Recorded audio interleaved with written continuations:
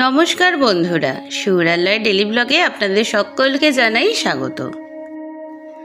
আগের ভিডিওয়ে দেখেছেন আমরা সুরালয় বাবুকে নিয়ে তারকেশ্বর মন্দিরে গিয়েছিলাম বাবার পুজো দিতে। প্রথমবার ওরা মন্দিরে গিয়ে প্রচুর আনন্দ পেয়েছে। তাই তাড়াতাড়ি বাড়ি ফিরবো না বলেই আমাদের ওখানেই প্ল্যান হয় যে আমরা রাজবল্লভী মায়ের কাছে যাব, রাজবল হাটে।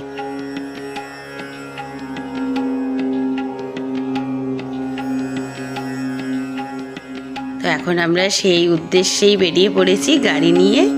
আর দুদিকের দৃশ্যটা দেখুন, পুরো সবুজে মোড়া, কি অপূর্ব লাগছিল এখান দিয়ে গাড়ি দিয়ে যাওয়ার সময়। গ্রামেতে থাকি, সবসময় এই দৃশ্যগুলো চোখের সামনে থাকে, তবুও প্রতিবারই এগুলোকে নতুনই লাগে, আরও ভালো লাগে, আরও ভালোবেসে ফেলি নিজেদের গ্রামগুলোকে। এদিকে সুরালয় বাবু কিন্তু কোলেতে ঘুমিয়ে কাদা হয়ে গেছে। এসে গেছি আমরা রাজবল হাটে, রাজবল্লভী মায়ের মন্দিরের একদম কাছেই। এখানে আছে মূল দরজা। এই দেখুন, আমরা একদম মন্দিরের সামনে এসে গেছি। ওই তো মন্দিরের গেট, আর সামনে বটতলা যেখানে সব লোক বসে বিশ্রাম করে ছাওয়াতে। আর এদিকে সুর আর লয়বাবু কিন্তু ঘুমিয়ে কাদা। সুরবাবু আমার কোলে আর লয়বাবু দিদুরের কোলে।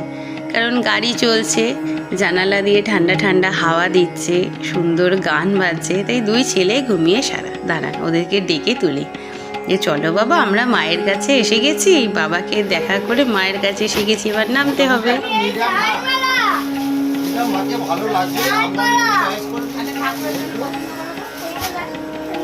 গাড়ি থেকে নেমেই আমরা পুজোর ডালা নেব বলে সামনের দোকানে এসেছি। ইনারা বললেন মায়ের আজকে এখন একটাও শাড়ি পরেনি, মা কাল থেকে বাসি শাড়ি পরে আছে, একটা শাড়ি দিয়ে পুজো দিন। তাই আমরা এখন মায়ের জন্য বেনারসি শাড়ি বাছতে বসে গেছি। যে না, মায়ের এখনো শাড়ি পরা হয়নি, মাকে শাড়ি দিয়ে পুজো দেবো, মা সে শাড়িটা পরবে, এটাও একটা ভাগ্যের ব্যাপার। কারণ শাড়ি দিয়ে পুজো দিলেও সবার শাড়ি মায়ের পরা হয় না, যদি আগে চেঞ্জ করা হয়ে যায়। আর এখানে আমি পছন্দ করেছিলাম এই শাড়িটা, নীল জমিতে লাল আঁচল আর লাল কুচি। মাকে কিন্তু খুব মিষ্টি লাগবে। এদিকে আমরা যখন শাড়ি বাছছিলাম তখন লয়বাবু একটা বড় চাঁদমালা বেছেছে মাকে দেবে বলে। ওর খুব শখ, ও মায়ের হাতে চাঁদমালাটা দেবে। যদিও সেই ভিডিওটা করা হয়নি আর চাঁদমালার ছবিও তোলা হয়নি। তাই পুজোর ডালা নিয়ে, মায়ের শাড়ি, চাঁদমালা সমস্ত কিছু নিয়ে আমরা এখন মন্দিরের ভিতরে যাচ্ছি। লয়বাবু কিন্তু চাঁদমালার পলিথিনটা হাত থেকে ছাড়েনি, ও ওটাকে হাতে করেই নিয়ে যাচ্ছে, ও ওটা মাকে দেবে। ছেলেগুলো আমার প্রচুর ঠাকুর ভক্ত হয়ে গেছে। এদিকে মন্দিরের ভিতরটা তো প্রচণ্ড গরম, মানে পা দেওয়া যাচ্ছে না। দেখুন, আমরা সব ছুটোছুটি শুরু করে দিয়েছি, কারণ পায়ের নিচগুলো খুবই গরম লাগছে। আর এই দেখুন, এসে গেছি আমরা একদম মূল মন্দিরে। এই যে শাড়ি আর চাঁদমালা দিয়ে দেওয়া হয়েছে, একে একে ডালাগুলোও দিয়ে দেওয়া হয়েছে, আর ডালার মধ্যে সকলের নাম গোত্রও লেখা হয়ে গেছে।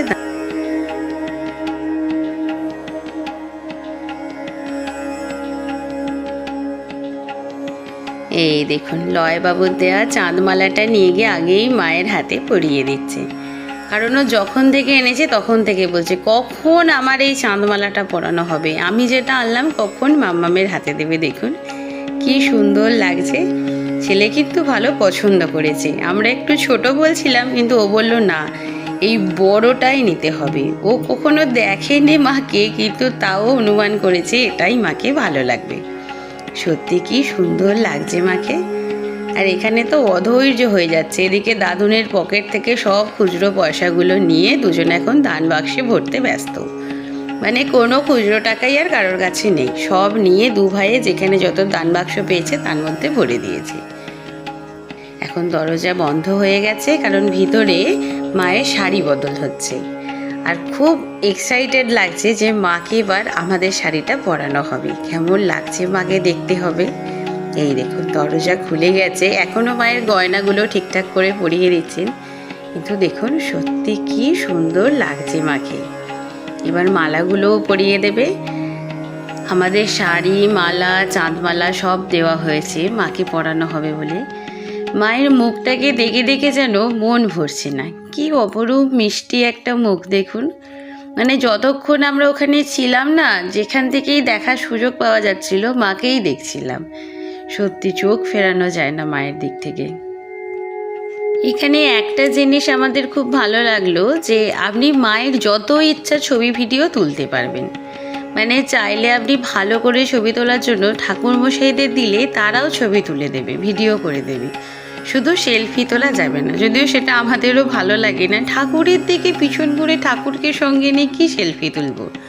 এদিকে আমি আমার ফোনটা দিয়েছিলাম ঠাকুরমশাইকে যে ঠাকুরমশাই আপনি ভালো করে মায়ের একটা ছবি তুলে দিন। সত্যি বলছি উনি ভীষণ সুন্দর ছবি তুলে দিয়েছেন মায়ের, ক্লোজ আপ করে দূর থেকে, মানে ভীষণই সুন্দরভাবে তুলে দিয়েছেন যে সেই ছবিটা আপনি ফ্রেম করে বাড়িতে বাঁধিয়ে রাখতে পারবেন। কি অপূর্ব লাগছে মাকে, একেবারে রাজরানী লাগছে। দেখুন মায়ের কাছে পুজো দেওয়া হয়ে গেছে, সমস্ত কিছু হয়ে গেছে। এবার সুরা লয়বাবু ধরেছে এদিকে শিব মন্দিরগুলো দেখবে বলে। মন্দিরগুলো দরজাগুলো বন্ধ আছে, কিন্তু এই ফাঁকগুলো দিয়ে দেখা যাচ্ছে প্রচণ্ড গরম, তাও লেংচে লেংচে দুজনে চলছে সব শিব বাবাগুলোকে দেখবে বলে। এদিকে আমার লয়বাবু তো শিবের ভক্ত, ওকে গরম ঠান্ডা কিচ্ছু লাগে না, শুধু শিব বাবা হলেই হলো। এদিকে পা আমাদের জ্বলে যাচ্ছে। শিব বাবা, ও আচ্ছা চলো চলো নমো করো, এবার ভালো করে নমো করো, ছোট্ট রে শিব বাবা, নমো করো, ধরে নমো করো। এখানে সবাই পুজো দিয়ে চলে যায়, ভালো করে গায়ে হাত দিয়ে প্রণাম করো না ঠাকুরকে। সেই দু হাতে হাত দাও। শিব বাবা ভালো রাখো, সুস্থ রাখো। পুজো দিয়ে সব ঠাকুরকে নমস্কার করে এখন আলা হয়ে গিয়ে আমরা একদম মন্দিরের সামনের চাতালটায় বসে বিশ্রাম নিচ্ছি অন্যান্য সব যাত্রীদের সঙ্গে। বাইরে থেকে দাদুনার মামা অনেক আইসক্রিম এনে দিয়েছে, সেইগুলোই এখন খাচ্ছে। এ দেখুন খিদে পেয়ে গেছে, ছোট ছেলে আইসক্রিম খাওয়া হয়ে গেছে, এখন দুজনে পাঁপড় ভাজা খাচ্ছে। এখানে অনেক কিছুই বিক্রি হচ্ছে, মানে বাচ্চা কাচ্চা নিয়ে তো সবাই আসে, সবার খিদে পেয়ে যায়। ওদিকে দেখুন 12টা 20 হয়েও গেছে, তাই সবার খিদে পাবে স্বাভাবিক। এজন্য অনেক কিছু বিক্রি হচ্ছে, সেগুলি ওদের কিনে কিনে দেওয়া হচ্ছে, ওরা খাচ্ছে। এই দেখুন লয়বাবু আবার একটা শিব মন্দির দেখতে পেয়েছে, সেখানেও চলে গেছে। বলছে মাম্মাম এখানে একটা বড় শিব বাবা, তারপর একটা মানে বড় শিবলিঙ্গ, বড় শিব বাবার মূর্তি। আমাদের পুজো দেওয়া মিটে গেছে অনেক আগে, তখন হবে হয়তো 11:30 নাগাদ। তাও আমরা এতক্ষণ বসে আছি কারণ আমরা এখানে মায়ের ভোগ খাবো, তার জন্য টোকন কেটেছি। কত টাকা করে টোকন সেটা আমার এখন মনে নেই, কারণ সেটা বাপি কেটেছিল, স্লিপগুলো বাপির কাছেই ছিল। তো আমরা সবার জন্য টোকন কেটেছিলাম, বাচ্চাদের লাগবে না, বাচ্চাদেরগুলো ফ্রি, ওরা আর কি খাবে বলুন। তো মোটামুটি 1টার পর থেকে এখানে খাওয়া দাওয়া শুরু হয়ে যায়। লাইন দিয়ে লোকজন এখানে খেতে বসে, মানে আপনি চিন্তা করতে পারবেন না কতজন এখানে খায়। আমরা যখন খাচ্ছিলাম তখন আমি গুনে দেখেছি আমাদের দিকটাতেই, মানে এই চাতালটারের নিচটা নিয়েই তখন অন্ততপক্ষে এখানে আমরা 450 লোকজন খাচ্ছিলাম, মানে বাচ্চাদের বাদ দিয়ে। অন্যদিকে আরও একটা বসার জায়গা আছে, সেখানেও অনেক লোক বসে। এরপরও অনেক লোক লাইন দিয়ে আছে, আমরা ওঠার পরেই আবার তারা বসবেন বলে।